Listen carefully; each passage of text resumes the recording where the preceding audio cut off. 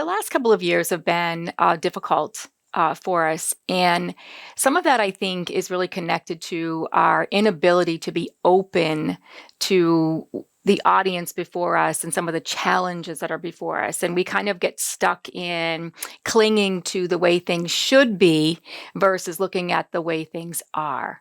And I've thought a lot about this, and it's helped me to kind of open my mind to observation. What is real observation? Well, observation isn't just about what you're seeing. It's about asking yourself, how am I seeing this? How am I seeing this? What's going on in front of me and how am I seeing it?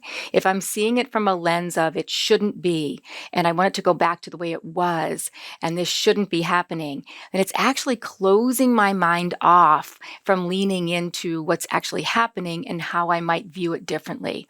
So just think about it in the future when you're frustrated and you're asking yourself, what is wrong with things right now?